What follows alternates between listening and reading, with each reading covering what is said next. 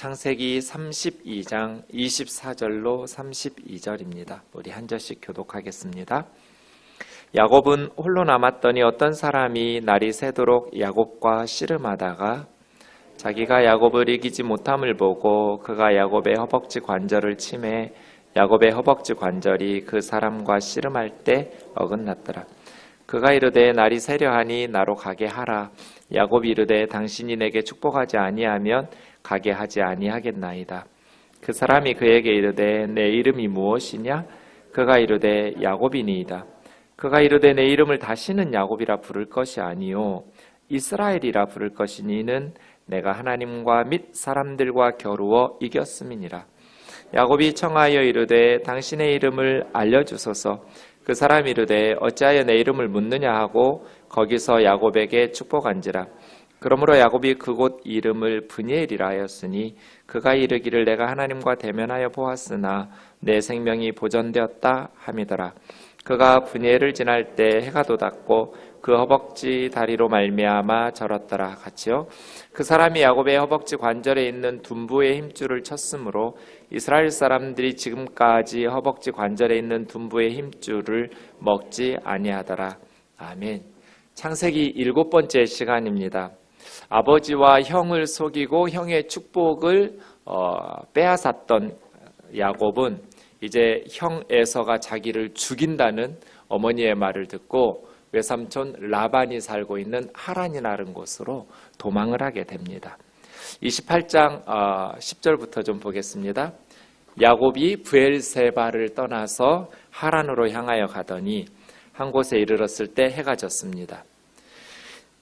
야외에서 취침하려고 돌을 가져다가 베개 삼고 누웠는데 꿈에 하늘에 사닥다리가 땅 위에 서 있는 것을 보였습니다. 하늘 꼭대기까지 닿는 사닥다리로 하나님의 천사들이 오르락내리락 하고 있었습니다. 또 보니까 그 사닥다리 꼭대기 끝에 하나님께서 서 계셨습니다. 하나님께서 그 위에 서서 야곱에게 약속의 말씀을 주십니다. 나는 여호와 너희 할아버지 아브라함의 하나님 너희 아버지 이삭의 하나님인데 네가 누워있는 땅을 내가 너와 내 자손에게 줄 것이다. 땅이죠. 영토. 또 너의 자손이 땅의 티끌같이 국민, 백성이죠. 국민, 영토, 주권이 나라의 핵심적인 세 가지 요소이기 때문에 하나님 나라의 약속이 그의 할아버지 아브라함에게 주셨던 그의 아버지 이삭에게 주셨던 하나님의 약속 또 그들을 통해서 이루고자 하셨던 하나님 나라의 비전이 지금 야곱에게 계승되고 있는 것이죠. 하나님의 약속과 하나님의 비전을 붙잡아라는 것 지난주 설교였습니다. 땅과 국민, 영토 그래서 동서남북 퍼져나가게 될 것이고 땅의 모든 족속이 너와 내 자손으로 말미암아 복을 얻을 것이다. 이것이 하나님의 백성들의 사명이에요. 하나님의 백성들의 사명은 하나님의 복을 받고 끝나는 게 아니에요. 우리가 하나님께서 주시는 복을 누리면서 그 하나님께서 주신 복이 우리를 통해서 땅의 모든 족속에게 흘러가야 되는 것이죠. 우리에게서 하나님의 복이 멈춰버리면 그건 반드시 우리를 부패하게 하고 타락하게 할 거예요. 하나님께서 우리에게 주신 복이 하나님께서 아무개 집사에게 복을 주셨다. 그걸로 마침표를 찍고 끝나면 안 되는 것이죠. 그래서 그 집사를 통해서 베트남에 아니면 중동에 아프리카에 북한에 하나님의 복이 흘러가는 이게 이제 하나님의 백성들의 사명인 거죠. 땅의 모든 족속이 복을 받게 하는 것. 우리가 믿는 예수 그리스도로 말미암아 영적인 생명을 구원하고 또 하나님께서 우리에게 주신 건강과 재능과 물질과 모든 것들을 통해서 이 땅의 사람들이 복을 받도록 하는 것이죠. 그러려면 15절이 필요하죠. 내가 너와 함께 있어. 임마누엘이죠. 내가 너를 떠나지 않을 거야. 걱정하지 마, 야곱아. 내가 너를 지켜줄 거야. 이 땅으로 반드시 돌아오게 할 거다. 야곱이 잠에서 깨어서 하나님이 여기 계셨는데 내가 몰랐었구나. 브엘세바에만 계시고 아버지와 함께 계신 줄 알았더니 하나님 나와 함께 계시는구나 하면서 그곳 이름을 베델, 하나님의 집이라고 부릅니다. 하나님께로 향하는 하늘의 문이라고 고백하면서 원래 그 땅의 이름이 루스라는 지역이었는데 베이트엘, 하나님의 집 베델이라고 이름을 바꾸면서 자기가 베고 누워 잤던 베개 삼았던 돌에 기름을 부어서 성별하게 세우면서 기념물로 그 사건을 기념하는 기념물로 세워놓고 하나님에게 이야기합니다. 기도하는 거죠. 서원하면서. 하나님이 정말 나와 함께 계셔서 내 가는 모든 길에서 나를 지켜주시고 요래기는 안 했는데 먹을 떡과 입을 옷을 주시어. 하나님께서 하시지 않은 말을 야곱이 추가하면서 아버지 집으로 평안하게 돌아오게 하시면 세 가지 하겠습니다. 하나님이 내 하나님 될 겁니다. 두 번째, 이 돌이 하나님의 집이 될 겁니다. 그리고 내 소유의 10분의 1을 반드시 하나님께 드리겠습니다. 이렇게 야곱이 하나님 앞에 서원하면서 약속을 하고 하란으로 떠납니다. 하란에 야곱이 도착했다라는 말을 듣고 자기 조카 리브가의 여동생 리브가의 아들인 야곱 생질이 왔다는 소식을 듣고 라반이 엄청 기대를 가지고 달려갑니다. 29장에 보시면 왜냐하면 오래전 그 야곱의 어머니 리브가를 데리고 며느리 삼아 아브라함이 가나안 땅으로 데려갈 때 엄청난 보물을 가지고 와서 자기 집을 부유하게 만들어 놓고 리브가를 데려갔던 그 기억이 있는 거잖아요. 그래서 리브가의 오빠인 라반, 야곱이 왔다는 소식을 듣고 우물가로 막 달려갑니다. 달려가서 영접하여 안고 입을 맞추면서 자기 집으로, 라반의 집으로 야곱을 인도해 드리고, 야곱이 자초지정을 다 어디까지 이야기했는지 모르겠지만 자기의 모든 일을 라반에게 말했다고 그랬어요. 라반에게 말하고 났더니 진짜 네가 내 조카, 내 혈육이 맞구나 라고 라반이 말하면서 한 달 동안 같이 지냅니다. 그리고 나서 라반 외삼촌이 야곱에게 제안을 합니다. 네가 내 조카인데 내 생질인데 어떻게 그저 내 일만 그냥 도우라고 할 수 있겠느냐. 품삯을 정하라. 값을 주고 우리 집안 일을 할 수 있도록 하겠다. 이거 여기까지만 보면 라반이 그래도 염치는 있는 사람이네. 그냥 조카라고 막 부려먹지 않고 품삯을 주려고 하는구나 라고 좋게 생각할 수 있는데 뒤에 계속 읽어보면 우리는 라반이 그런 훌륭한 인간이 아니라는 걸 알 수 있어요. 그럼 이 제안은 무슨 의미일까요? 혈육 관계를 주종 관계로 바꾸는 거예요. 이제 종으로 노예로 부려먹고 싶은 거예요. 아예 그냥 맘 편하게. 그래서 삼촌과 조카 사이를 주인과 종, 노예 사이로 바꿔놨어요. 품삯을 말하라고 하니까 두 딸이 있는데 언니는 레아고 아우는 라헬. 레아는 암소라는 뜻이고요. 라헬은 암양이라는 뜻이에요. 딸들 이름을 짐승 이름으로 지었어요. 근데 이름만 그렇게 진 게 아니라 이 아버지 라반은 두 딸을 진짜 짐승 대하듯 해요. 어쨌든 레아는 시력이 약하고 눈이 약했다라는 게 원래 약하다고 번역할 수도 있지만 부드럽다 이렇게 번역하기도 해서 어떤 번역본에서는 눈이 예뻤다 이렇게 번역하기도 하지만 별로 설득력 없어요. 눈이 예뻤다라기보다는 사실은 시력이 약했다라고 말하는 것도 정확한 번역은 아니고요. 좀 생기가 없었다. 멀리 보지 못했다. 시력이 약했다기보다는 눈에 총기가 부족했다. 그런 식으로 해야 한다는 것이 성경학자들의 대부분의 주장이에요. 어쨌든 레아 언니는 눈에 총기가 부족해서 그렇게 예뻤던 것 같진 않아요. 야곱의 눈에. 라헬은 곱고 아리따워서 동생 라헬을 더 사랑하게 됐어요. 그래서 야곱이 라헬을 더 사랑함으로 내가 외삼촌의 작은 딸 라헬, 정확하게 콕 찍었죠. 야곱은 외삼촌의 작은 딸 라헬을 내가 사랑하니까 7년 동안 내가 섬기고 아내로 삼을 수 있게 해달라고.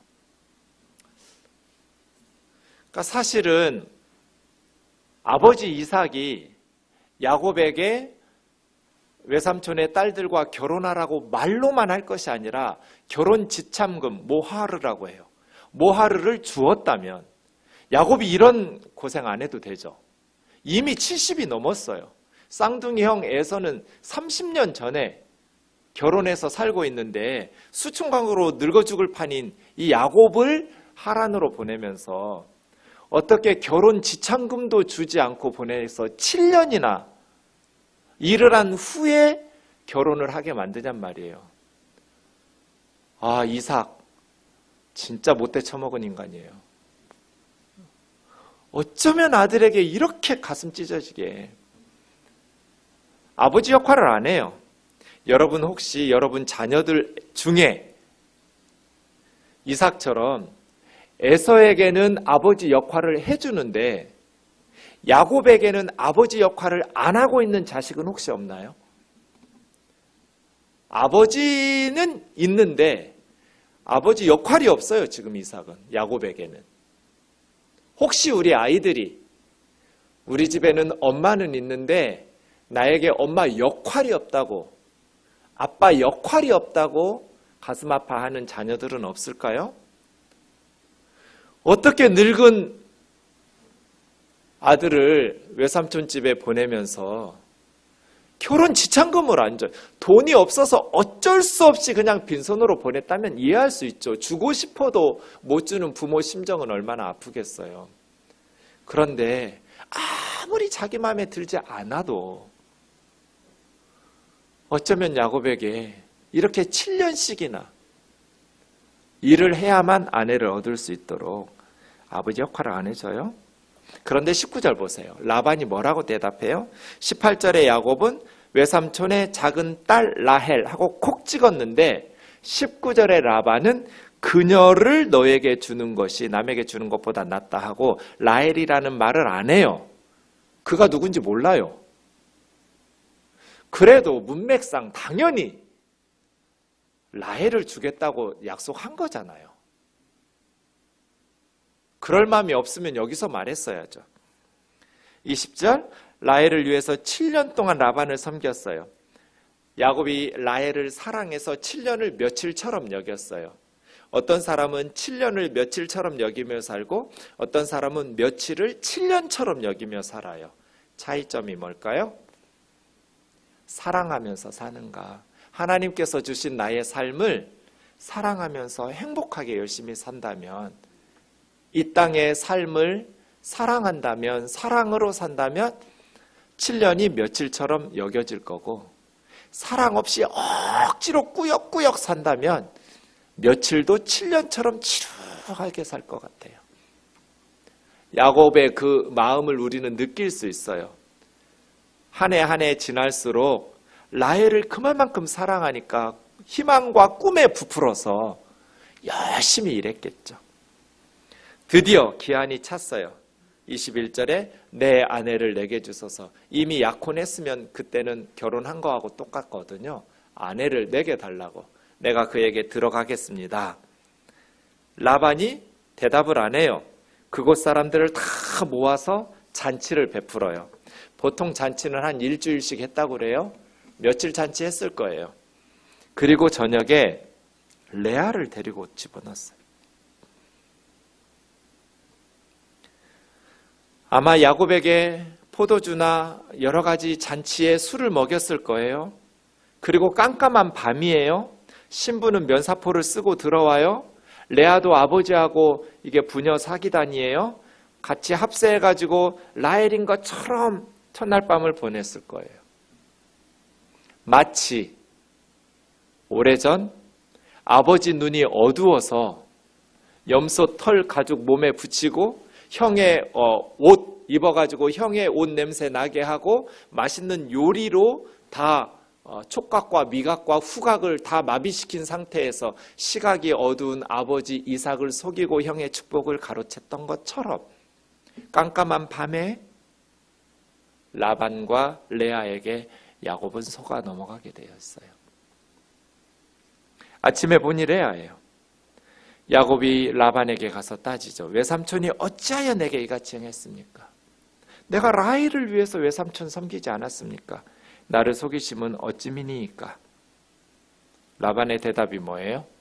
26절. 언니보다 아우를 먼저 주는 것은 우리 지방에서 하지 않는 거다. 이걸 왜 이제서 말해요? 7년 동안 가만히 있다가, 그리고 왜 의논하지도 않고 자기 맘대로 해요? 아버지를 속이고 형이 죽인다고 해서 하란으로 갔는데 그곳에는 사기꾼 야곱보다 한 수 위에, 뛰는 놈 위에 나는 놈이 있다고 그러잖아요. 한 수 위에 사기꾼 라반이 기다리고 있었어요. 이런 식으로 사기를 쳤어요. 그런데 27절 정말 기가 막혀요. 7일 동안 결혼했으니까 신랑의 의무를 다하고 레아와 우리 큰딸과 7일이 지나면 라헬을 줄 터이니 라헬을 받은 후에 또 앞으로 7년 동안, 그동안 7년 일한 건 레아 거였고 라헬을 줄 테니까 7년 후에 너의 라헬의 값을 또 나에게 해줘야 된다. 7년 후에 줄게, 이렇게 말하면 안 한다고 그랬을 거예요. 어떻게 7년을 레아하고 살면서 라헬을 기다릴 수 있겠어요? 그런데 일주일 후에는 내가 라헬도 주마. 그러나 7년은 앞으로 더 나를 섬겨야 된다. 야곱의 대답이 없죠? 그냥 그대로 하여 이렇게 넘어갔어요. 야곱은 억울했지만 방법이 없었어요. 자기의 위치가 약자였기 때문이에요. 아버지가 아들을 위해서 뒤에서 버티고 있다라는 것을 알고 있었다면, 그 소식을 들으면 이삭이 가만히 있지 않을 것이라는 생각을 했다면 라반이 이렇게 못되게 못했을지도 몰라요. 그런데 아버지의 보호와 아버지의 사랑을 받지 못한 야곱은 이런 서름을 받게 돼요. 아버지가 아버지 역할을 안 해주니까 자식이 이런 억울하게 피눈물을 쏟아가면서, 라반이 여종 비라까지 라헬에게 주어서 단과 납달리의 어머니가 되죠. 30절, 다시 7년 동안 라반을 섬겼더라. 그렇게 하란에서 14년이 흘렀어요.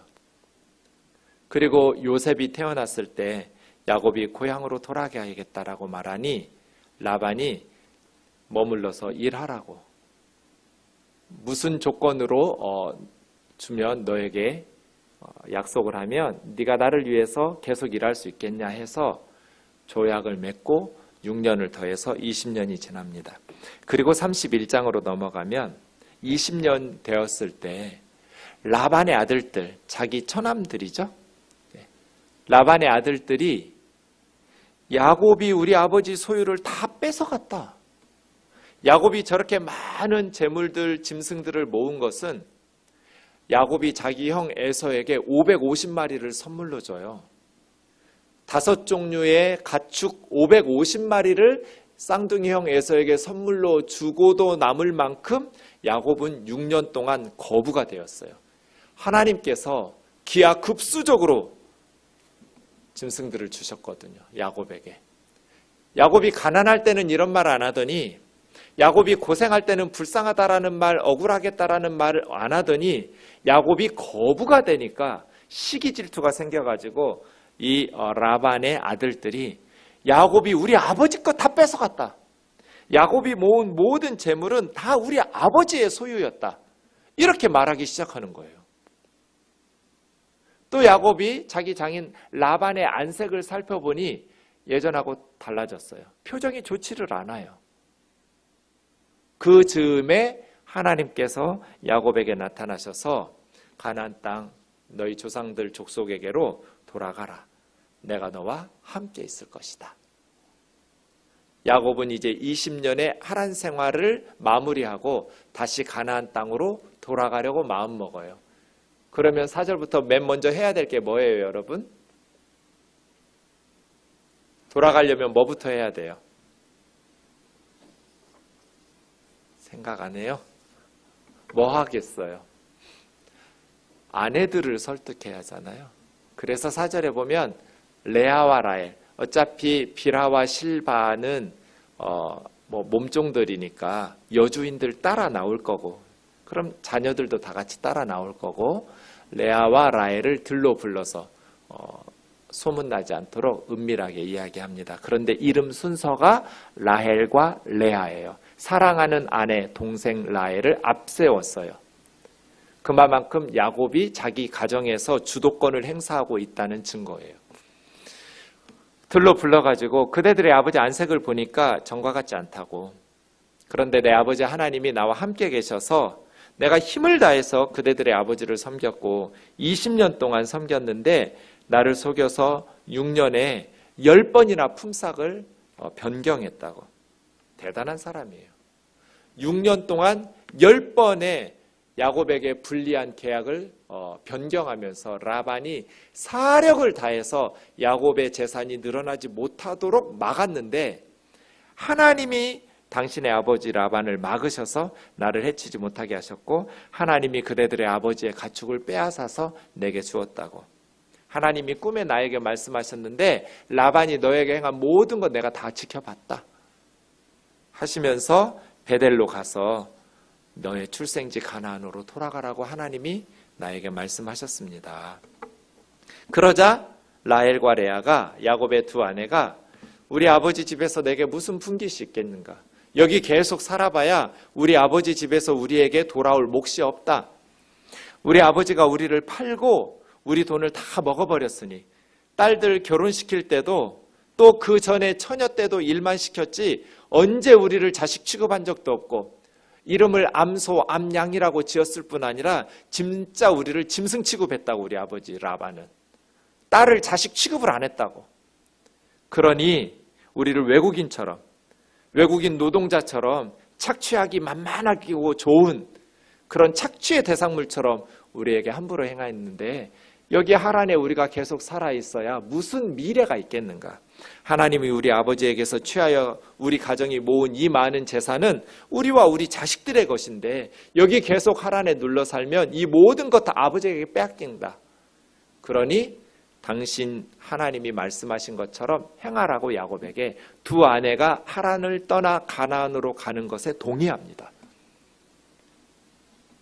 그래서 야곱은 이제 하란의 20년 생활을 마무리하고 가나안 땅으로 돌아옵니다. 가나안으로 돌아오는 야곱에게 넘어야 될 산이 두 개가 있습니다. 뭘까요? 고향으로 돌아오기로 마음 먹었는데 아주 높은 산이 두 개가 있어요. 그 두 산을 넘어야 돼요. 뭐예요? 네, 사기꾼 라반. 어떻게 장인 라반이 순순히 우리를 보내줄 것 같지 않은데 이 욕심 많은 장인 외삼촌 라반을 어떻게 설득할 것인가? 또 하나는 20년 전에 형의 축복을 가로채서 나를 죽이겠다고 분노에 가득 차 있는 에서 형을 어떻게 화해하고 피할 수 있을 것인가? 가나안으로 돌아오려는 야곱이 넘어야 될 높은 산이 두 개가 있었어요. 라반에 대해서 야곱은 말하지 않고 조용히 떠나는 방식을 택합니다. 31장 17절부터 그렇습니다. 자식들과 아내들을 낙태는 당시의 부의 상징이에요. 지금으로 하면 고급 외제 벤츠 같은 데다가 딱 태우고 오는 거예요. 20년 전에 떠날 때는 빈손으로 하란에 들어갔는데 20년 동안 살다가 나올 때는 낙타의 자녀와 아내들을 태우고 모든 가축 소유물을 가지고 가나안 땅 아버지 이삭에게로 가려고 오는데 그때 마침 양털을 깎는 시기였어요. 봄에 양털을 깎는다고 그래요. 4, 5월경에. 그런데 이때는 집에서 나가가지고 몇 날 며칠, 아마 라반은 엄청난 거부였으니까 많은 인력이 동원돼서 며칠 동안 그곳에서 양털 깎느라고 정신없이 바쁜 시절이었을 거예요. 집에 없으니까 아버지 드라빔을 라헬이 훔쳐갑니다. 드라빔은 보통 남아있는 것들을 보니까 조상들의 사람의 모형으로 만들어진 우상인데, 어떤 우상은 사람만큼 큰 사이즈도 있고 아니면 조그만 사이즈도 있고, 라헬이 훔쳤던 그의 아버지의 드라빔은 그 가정의 수호신, 지켜주는 어떤 신이어서, 라헬은 먼 곳으로 여행을 떠나니까 불안하니까 그 드라빔이 자기를 지켜줄 것이라고, 자기 가족을 보호해 줄 것이라고 기대하면서 훔쳤을 겁니다. 아버지가 계속해서 자신들의 인권과 재산들을 착취해 갔으니까 아버지에 대한 보복의 마음도 있었을 것 같아요. 아버지가 가장 중요하게 여기는 그 소중한 보물 드라빔을 훔쳐서 떠납니다. 그런데 20절에 라반에게 말하지 않고, 보통은 외삼촌이 이제 20년 동안 살았는데 아내들과 아들들 데리고 내 재산 모으고 떠나겠다고 이야기하고 떠나야 정상이죠. 그런데 야곱이 가만히 떠나요. 왜요? 외삼촌에게 떠나겠다고 말하면 보내주지 않을 테니까. 가려면 너 혼자 가.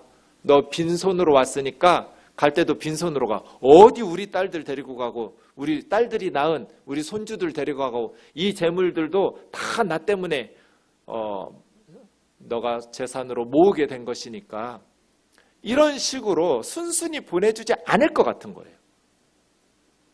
그래서 조용히 떠났는데 3일 만에 야곱이 떠났다는 소문이 라반의 귀에 들렸어요. 라반이 양털 깎다가 스탑하고 전속력으로 쫓아왔는데, 생각해 보세요. 야곱은 모든 짐승들과 함께 오잖아요. 그러니까 속도가 느릴 수밖에 없죠.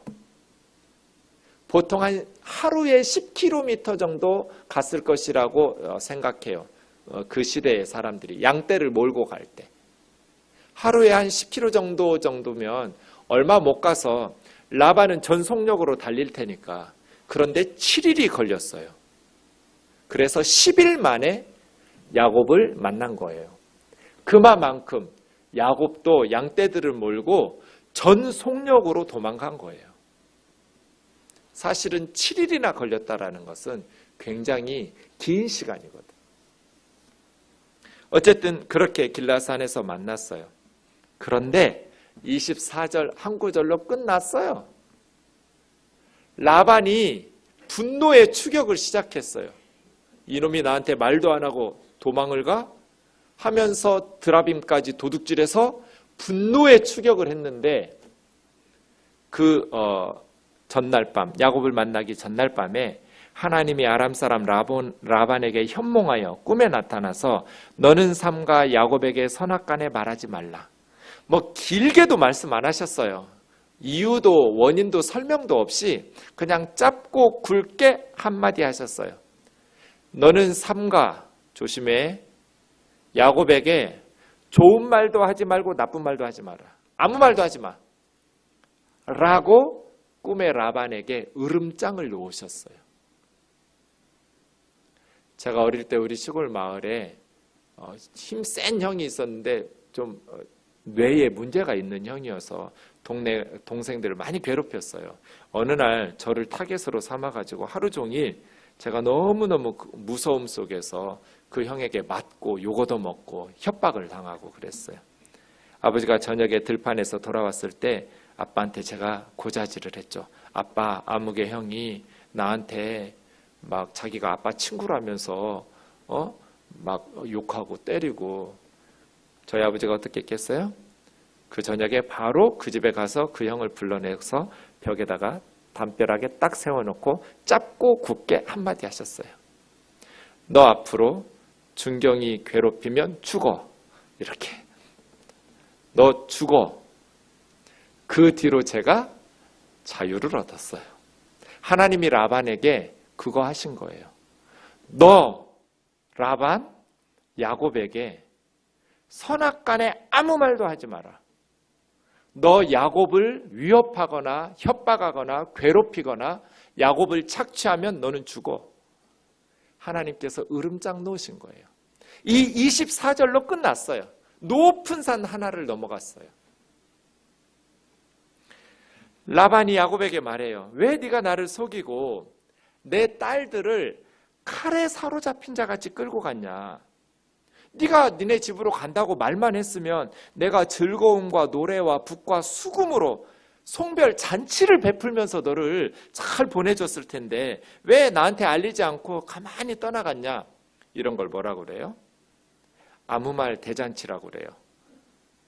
아무 말이나 막 하고 있어요. 정말 야곱이 떠난다고 했을 때 즐겁게 노래와 북과 수금으로 송별 잔치를 베풀어주면서 보내줄 것 같았으면 야곱이 이렇게 했겠어요? 20년이나 살았는데? 그럴 리가 없죠. 그런데 라반은 뭐라고 생각한 거예요? 내 딸들은 아버지랑 함께 살고 싶었는데 야곱 저놈이 칼로 위협을 해서 마치 전쟁 포로를 끌고 가듯이 억지로 끌고 갈 거라고 생각한 거예요. 사실은 그게 아닌데 말이에요. 28절, 내가 내 손자들과 딸들에게 입맞추지 못하게 하였으니 내 행위가 참으로 어리석도다. 너를 해할 만한 능력이 내 손에 있지만 무기 들고 친척들을 다 끌고 달려왔어요. 너를 해할 만한 능력이 내 손에 있지만 니네 아버지의 하나님이 어젯밤에 나에게 너는 삼가 야곱에게 선악간에 아무 말도 하지 말라라고 말씀하셔서 내가 아무 말도 하지 않는다. 힘은 있는데 이 힘을 사용할 수가 없는 거예요. 하나님 때문에. 아버지 집을 사모해서 돌아가는 거는 옳지. 그런데 왜 내 신을 도둑질했느냐? 드라빔을 왜 도둑질했느냐라고 책망을 합니다. 그때 야곱이 뭐라고 대답하냐면 외삼촌이 내 아내들, 내가 14년이나 일하고 외삼촌한테 속아서 7년이 14년 됐는데 내가 그렇게 죽도록 일하고 아내로 삼았던 내 아내들을 억지로 빼앗을까 봐, 또 그 자녀들을 억지로 빼앗을까 봐 두려워했습니다. 외삼촌의 신 드라빔은 누가 도둑질했는지 모릅니다. 우리가 안 가져갔습니다. 무엇이든지 외삼촌의 것이 발견되면 다 가져가라고. 그때 라헬이 가져간 줄을 모르고 야곱이 그 드라빔 도둑질한 사람을 죽이도 좋다고, 죽이라고 말해요. 여러분, 함부로 장담하고 약속하고 맹세하시면 안 돼요. 라헬이 발각됐으면 어쩔 뻔했어요. 그런데 라헬은 드라빔을 낙타 안장 아래다가 집어넣고 그 위에 앉습니다. 그리고 아버지가 왔을 때 마침 생리 중이라고, 그 시대에는 생리 중인 여인은 부정하다고 여겨서 가까이 안 합니다. 그래서 대충 이렇게 보면서 검사하지 자세히 접촉을 안 하려고 했기 때문에. 그래서 야곱이 섬기는 하나님은 꿈에 라반에게 나타나서 협박하시면서 라반에게 아무것도 해야 할 능력이 있지만 야곱에게 어떤 못된 짓도 못하도록 보호해 주신 반면, 이 라반이 섬기는 드라빔은 라헬의 엉덩이 밑에 지금 깔려가지고 나 여기 지금 깔려있다, 나 좀 구출해달라는 말도 못해요. 입이 있어도 말을 못하고, 그 우상은 힘을 쓸 수가 없는 무능한 우상이에요. 지금 라헬의 생리대 역할하고 있어요. 아무것도 할 수 없는 우상 숭배의 어리석음. 두루 찾다가 라반이 그 드라빔 우상을 찾지를 못했어요. 36절 보면 처음으로 20년 만에 야곱이 라반을 분노하면서 책망을 합니다. 그동안은 온갖 억울한 일을 당해도 한마디도 못했어요. 그런데 드라빔을 발견하지 못했을 때 비로소 내 허물이 뭐냐고, 내 죄가 무엇이냐고, 20년 동안 외삼촌하고 함께 있을 때 낮에 도둑 맞았든지 전에 도둑 맞았든지 다른 집 목동들은 다 주인이 그걸 그냥 값으로 지불하는데 외삼촌은 목동이 내 잘못이라고 내 짐승에게서 다 다시 뺏어가지 않았느냐고. 악덕 업주죠. 악한 주인이에요. 심지어 자기 사위고 2명이나 자기 딸과 함께 사는 자기 자식들의 가정인데도 불구하고 라반은 너무너무 잔인하게 20년 동안 혹독하게 야곱을 착취했어요. 내가 낮에는 더위와 밤에는 추위를 무릅쓰고 눈붙일 겨를도 없이 외삼촌의 짐승들을 20년간 돌봤노라고. 내 허물과 내 잘못이 뭐가 있냐고 20년 만에 토해냅니다. 41절 20년 동안 외삼촌의 두 딸을 위해서 14년, 그리고 외삼촌의 양떼를 위해서 6년 외삼촌을 섬기며 봉사했는데 그 6년 동안 10번이나 내 품삯을 변경시켰다고. 여러분 회사 사장님이 6개월에 한 번씩 월급 깎으면 그 회사 계속 다니겠어요? 6년에 10번이면 6개월에 한 번도 더 돼요. 6개월이 되기도 전에 월급을 한 번씩 깎아요. 10번을 변경시켰어요. 우리 아버지의 하나님, 아브라함의 하나님, 이삭이 경외하는 하나님이 나와 함께 계시지 않았으면 외삼촌은 나를 빈손으로 돌려보냈을 거라고. 하나님이 내 모든 수고를 아시고 어젯밤에 외삼촌 책망하신 겁니다. 라반이 대답합니다. 딸들은 내 딸이고 자식들도 내 자식이고 양떼도 내 양떼고 네가 보는 것은 다 내 것이라. 이게 도대체 무슨 말이에요? 왜 딸들이 자기 딸이에요? 14년이나 부려먹고. 자식들이 왜 자식들이에요? 야곱과 아내들이 낳았는데. 양떼들이 왜 자기 양떼예요? 10번이나 계약 조건을 변경시켜가면서 억압하고 착취했는데 네가 보는 것은 다 내 것이라 이렇게 말하는 놈 하나 있죠. 사탄이에요. 마귀 사탄은 이 세상이 다 하나님의 것인데 다 지 거인 것처럼 행동해요. 그래서 예수님 시험할 때 네가 나한테 저라면 이거 다 줄게 이런 식으로 마치 지 거인 것처럼. 아니요. 라반 속에 사탄이 있어요. 그러나 내가 무엇을 하겠느냐. 하나님 때문에 아무것도 할 수가 없어요. 그래서 언약을 맺고 두 가지를 약속하죠. 내 딸들을 박대하거나 다른 아내들을 얻지 마라. 또 이 돌무더기 넘어와서 나를 해치지도 말고 내가 넘어가서 너를 해치지도 않을 거다. 이렇게 계약하면서 떡을 함께 먹으면서 그 다음 날 아침에 손자들과 딸들에게 입맞추고 축복하고 하란으로 돌아갑니다. 분노의 추격이 화해와 축복의 입맞춤으로 끝나고 하나님께서 개입하셔서 라반은 자신의 드라빔도 되찾지 못하고 아무것도 얻지 못하고 빈손으로 고향으로 돌아가게 됐습니다. 큰 산 하나를 이렇게 넘습니다.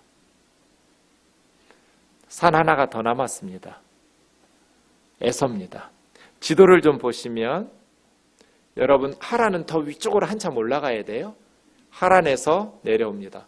원래 맨 아래쪽에 브엘세바에서 출발했다가 베델에서 사닥다리 만나고 이제 다음 주에 보겠지만 세켐으로 넘어올 겁니다.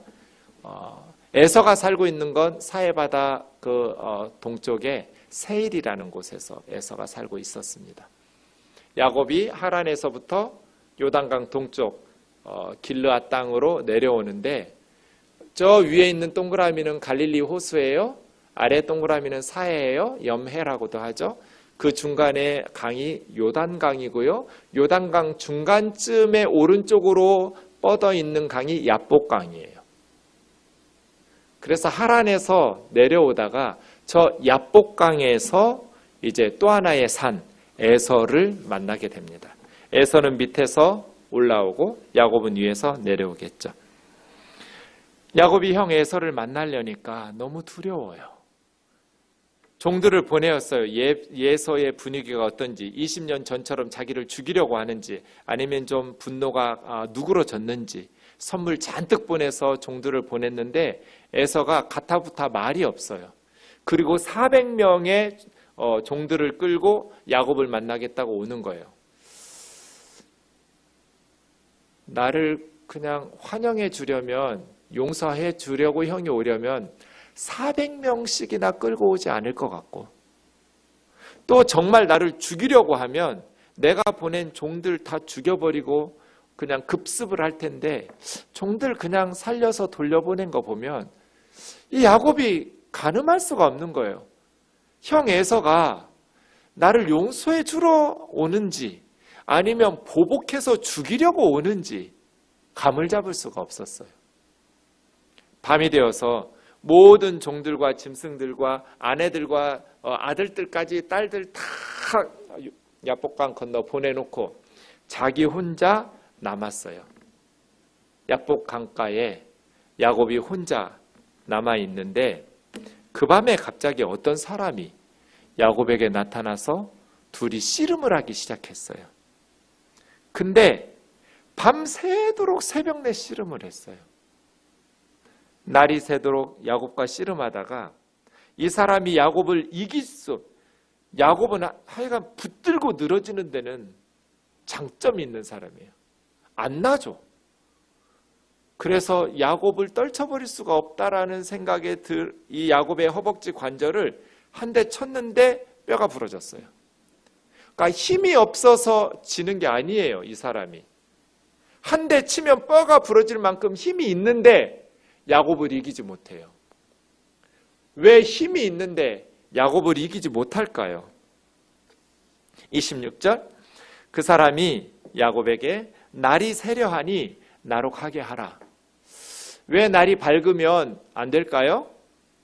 어떤 분들은 이분이 천국에 성가대원이 있어 예배 시간이 다 돼가지고 이 천사가 빨리 올라가서 예배 드려야 되기 때문이라고 유대 랍비 중에 이렇게 문헌 중에 있기도 한데 그것이 아니고요. 날이 새면 보이면 안 돼요. 하나님을 보고 살 자가 없을 것이라고 모세오경에서 모세에게 하나님께서 말씀하셔서 날이 새면 자기의 정체가 밝혀지고 하나님을 보면 야곱이 죽어야 돼요. 어쨌든 날이 새려 하니 가게 하라. 그때 야곱이 뭐라고 그래요? 당신이 내게 축복하지 않으면 놔주지 않을 거라고. 뼈가 부러졌는데 붙들고 늘어지는 거예요, 야곱이. 당신이 내게 축복하지 않으면 가게 하지 않겠노라고. 난 절대로 안 놔줄 거라고. 뼈가 부러져서 그렇게 고통스러운데도 야곱이 이 사람을 놓아주지 않았어요. 왜요? 이 사람이 자기를 축복해 줄 영적 존재, 하나님의 사자라는 걸 안 거예요. 나 축복해 달라고. 우리 형과 그 400명의 군사에게서 나와 우리 자식들, 처자를 지켜달라고. 그래서 그 사람이 야곱에게 묻습니다. 네 이름이 뭐냐? 축복해 달라는데 왜 이름을 물을까요? 야곱이니이다. 우리가 축복을 받으려면 우리의 죄를 다 토해내야 돼요. 야곱이니이다 이 말은 자기의 과거를 고백하는 거예요. 내가 죄인이로소이다. 야코브. 그 전에 창세기 27장 36절에서 에서가 그의 이름을 야곱이라 함이 합당하지 않습니까? 라고 말한 적 있죠. 아버지 이삭에게. 나를 속임이 두 번째입니다. 장자의 명분을 빼앗고 이제는 나의 복을 빼앗았습니다. 라고 말할 때 야코브, 발뒤꿈치예요. 속임, 아코브, 워드플레이 하고 있어요. 그의 이름이 사기꾼, 속이는 자, 앞서가는 사람 뒤에서 발뒤꿈치 잡고 넘어뜨리고 짓밟고 빼앗고 착취하고 사기쳐서 남의 눈에 피눈물 흘리게 하면서 자기 이기고 승리하는 사람, 앞서가는 사람. 야코브라는 이름이 맞지 않습니까? 당신이 나를 축복하지 않으면 절대로 가게 하지 않겠습니다. 네 이름이 무엇이냐? 야곱입니다. 나는 사기꾼입니다. 아버지 눈에서 피눈물 나게 하고 형의 눈에서 피눈물 나게 한 나는 사기꾼입니다. 나는 죄인입니다. 라고 그의 과거를 고백시킨 거예요. 다시는 네 이름을 야곱이라고 부르지 마라. 이스라엘이라고 부르라. 이스라엘. 엘은 하나님이죠. 사라라는 하나님과 사람들과 겨루어 이게 사라예요. 사라. 겨루어 이겼다. 사라엘. 하나님과 겨룬 사람이에요. 그래서 이긴 사람. 다시는 야곱으로 살지 마라. 이스라엘로 살아라는 거예요. 단순히 나쁜 이름을 좋은 이름으로 계명하니까 무슨 기계적으로 신비롭게 복을 받는다는 뜻이 아니에요. 삶을 바꾸고 영적으로 갱신하라는 거예요. 지금까지는 네 꾀로, 네 재주로, 네 힘으로 세상적인 머리로 살았지만, 잔머리 굴리면서 남의 눈에 눈물 흘리게 하면서 살았지만 더 이상 그렇게 살지 마라. 하나님하고 씨름하면서 살아라. 세상적인 지혜로 이기려고 하지 말고 하나님하고 씨름하면서 하나님과 사람과 겨루어서 이겨라. 이스라엘로 살아라는 거예요. 요즘 코로나19 바이러스 때문에 온 나라가 어려움을 겪고 있어요. 그런데 요즘 일부 목사님들의 설교가 인터넷상에 떠돌면서 비판을 받고 있어요. 목사님들이 사람은 이름이 중요하다면서 최근에 국무총리를 정세균으로 바꿔가지고 지금 코로나 바이러스가 온 나라를 퍼졌다고 목사님들이 설교하는 동영상들이 떠돌아다니고 있어요. 세균하고 바이러스의 차이도 모르는 무식한 목사님들이 박테리아하고 바이러스가 무슨 차이가 있는지도 모르고 그런 식으로 정세균 총리는 우리 장로교 크리스찬이에요. 독실한 기독교인이에요. 그런데도 세균은 우리 몸에 좋은 세균도 엄청 많아요. 세균이 없으면 김치나 된장 같은 거 못 만들어요. 국가적 위기 상황에서 총리의 이름 때문에 나라의 위기가 찾아오고 그런 이데올로기와 이념화하면서 이렇게 무지한 말로 성도들을 세뇌시키고 이런 식의 메시지를 전하면서 백성들을 더 편가르게 하면서 분열시키고 야곱에서 이스라엘로 바꾸라는 것은 그 이름 뜻 때문이 아니에요. 삶을 바꾸라는 거예요. 삶을. 야곱이 묻습니다. 당신 이름 알려달라고. 이름을 알려달라는 건 아직도 이 사람의 존재를 정확하게 모르는 거예요. 신적 존재인데 축복을 받았음에도 불구하고 어찌하여 내 이름을 묻느냐 하고 가르쳐주지 않고 야곱에게 축복한지라. 여기서 축복한 게 아니에요. 그 전에 야곱에게 이름 바꿔주면서 축복했고요. 야곱에게 축복한지라는 잘 있어 하고 인사하고 떠났다고 봐야 돼요. 야곱이 그곳 이름을 브니엘. 브니는 얼굴이에요. 하나님의 얼굴. 내가 하나님과 대면하여 보았다.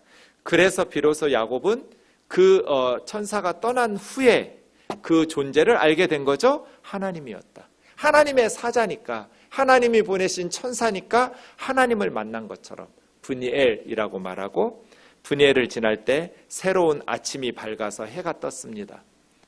시간이 지나서 해가 떴겠지만 야곱의 인생이 달라졌어요. 캄캄한 어둠이 사라지고 이제 새로운 희망의 날이 밝았어요. 야곱의 인생에. 하나님을 만나서 살아남은 사람이 형 에서쯤이야. 그런데 다리를 승리를 거두었지만 다리를 쩔뚝거리면서 얻은 승리예요. 지금까지 이스라엘 백성들이 둔부임줄을 먹지 않았다. 자, 그렇게 하나님 만나고 에서 만나면 어떻게 되겠어요? 33장. 야곱이 눈을 들어보니 쌍둥이형 에서가 400명의 장정을 거느리고 오고 있어요. 자식들과 아내들을 다 나누어 맡기고 요셉은 뒤에 두면서 나가서 절을 해요. 3절에 보면 쌍둥이형 에서인데 7번 엎드려 절하면서 형에게 가요. 야곱이 7번을 땅에 굽히면서 절하고, 이건 왕에게 하는 거거든요. 형이라고 여기지 않고 7번을 절하면서. 그때 에서가 달려나와서 20년 만에 동생을 보니까 새카맣게 타버리고 들판에서 목동으로 아주 바싹 늙었겠죠. 그 동생을 볼 때 에서의 마음에 긍휼의 마음이 생겼어요. 이 쌍둥이가 20년 만에 만나서 서로 껴안고 입을 맞추면서 서로 울었어요. 참 피는 물보다 강한데 이런 쌍둥이의 눈물을 보면서 참 부모들이 편가르게 해가지고 애들은 이렇게 20년 만에 만나도 서로 울면서 안타까워하는데 부모들이 너무나 어리석었다, 이런 생각이 듭니다. 오늘 말씀이 우리에게 가르쳐주는 메시지는 뭔가요? 하나님께서 야곱에게 바꿔주신 것은 이기는 방식을 바꾸라는 거예요. 야곱이 이기려고 하는 것 당연하죠. 이 땅에 사는 동안에 우리는 승리해야 돼요. 때로는 살면서 이삭과 같은 아버지를 만나기도 하고, 아버지 복 없는 놈이 장인어른 복도 없어가지고 라반과 같은 장인을 만나서 너무너무 고생하면서 험악하게 살아요. 그럼에도 불구하고 하나님의 백성 야곱이 이기는 방식을 바꿔야 된다. 야곱에서 이스라엘로. 여러분은 지금 야곱으로 살고 있나요? 아니면 이스라엘로 살고 있나요? 세상적인 노력과 실력을 기르려는 열심, 성실함을 버리라는 게 아니에요. 우리에게 주어진 삶을 열심히 살아야죠. 그럼에도 불구하고 라반이라는 큰 산을 넘은 것도 하나님께서 꿈에 나타나셔서 24절에 선악간에 아무 말도 하지 말라는 한마디로 넘어갈 수 있었던 것처럼, 에서를 만난 것도 자기 힘으로 또 속이고 거짓말로 이긴 것이 아니라 하나님께서 야복 강가에서 자기를 쳐서 야곱의 환도뼈를 부러뜨리면서 하나님 앞에 기도하면서 씨름하면서 에서를 넘어선 것처럼 하나님을 굳게 붙잡고 살아가라는 거예요. 하나님 붙잡고 놓지 마라. 이스라엘로 살아라. 세상의 방식으로 승리하려고 하지 말고 하나님의 백성답게 이스라엘처럼 하나님을 붙잡고 매달리면서 기도하면서 살아라는 거예요. 야곱이 기도할 때는 항상 형통했어요. 야곱이 어려움을 당할 때는 기도했다라는 기록이 없어요. 라헬과 레아와 결혼할 때 기도했다는 말이 없어요. 항상 하나님 앞에 기도하면서 하나님을 굳게 붙들고 놓지 말고 살아라는 거예요. 이것이 야곱에게 우리가 배워야 될 점이에요. 야곱에게서 우리가 배워야 될 것은 믿음을 버리지 않는다는 거예요. 그렇게 오랫동안 결혼을 못하고 있음에도 불구하고 가나안 여인들하고 결혼을 안 해요. 아브라함에게 주었던, 이삭에게 주었던 하나님의 약속과 하나님 나라의 비전, 그 믿음을 버리지를 않아요. 이 사람은 가나안 땅으로 돌아와요. 약속의 땅으로 돌아와요. 그 믿음을 가진 사람들이 때로 허물이 있고 사기꾼 기질도 있고 거짓말도 하고 못된 짓도 해요. 그럼에도 불구하고 하나님을 붙잡고 매달리는 사람을 하나님이 힘이 없어서 이기지 못하는 것이 아니라 사랑하시기 때문에 이길 수가 없는 거예요. 믿음을 버리지 않는 하나님의 백성은 하나님께서 사랑하시기 때문에 그렇게 붙잡고 매달리면 비록 환도뼈는 부러뜨리실지라도 이길 수가 없어요. 하나님이 우리를. 힘이 부족해서 하나님이 우리를 못 이기셔요? 아니요. 한 대 때리면 뼈 부러져요. 그럼에도 불구하고 하나님은 우리를 사랑하시기 때문에 하나님을 붙잡고 나에게 복을 주시지 않으면 내가 가지 않겠노라고, 절대로 놔주지 않겠다고 하나님을 붙들고 매달리는 사람. 호세아서 12장 3, 4절, 야곱은 모태에서 그의 형의 발 뒤꿈치를 잡았고, 이 발 뒤꿈치가 아코브예요. 하나님과 겨루되, 이게 사라예요. 이스라엘. 천사와 겨루어. 하나님과 겨루는데 천사와 겨루어. 이겼어요. 그런데 어떻게 겨루어 이겼어요? 울면서 하나님께 간구해서 이겼어요. 세상적인 힘으로 하나님 이긴 거 아니에요. 내가 기도로 이겨먹을 거야, 이런 게 아니에요. 그건 야곱이에요. 내가 사용할 수 있는 육신적인 방법을 포기하는 거예요. 하나님 앞에서 내가 사용할 수 있는 세상적인 방식을 포기하는 거예요. 세상적인 힘은 뼈를 꺾어가지고 무기력하게 해놨어요. 더 빨리 도망도 못 가게 쩔뚝거리게 만들어 놓고, 더 힘있게 싸우지도 못하게 가장 중추가 되는 뼈를 부러뜨리셨어요. 힘의 주축을 끊어놓으셨어요. 육신적인 힘으로 살지 마라. 세상적인 방식으로 살지 마라. 그럼 어떻게? 하나님 앞에 지금처럼 울면서 하나님 붙잡고 살아라. 하나님 앞에 울며 간구하며 하나님 나 좀 불쌍히 여겨달라고. 하나님 나를 불쌍히 여겨달라고. 하나님을 의지하면서 살아가는 저와 여러분 되기를 주의 이름으로 축원합니다. 이러한 때 우리가 하나님을 의지하면서 세상적인 방식으로가 아니라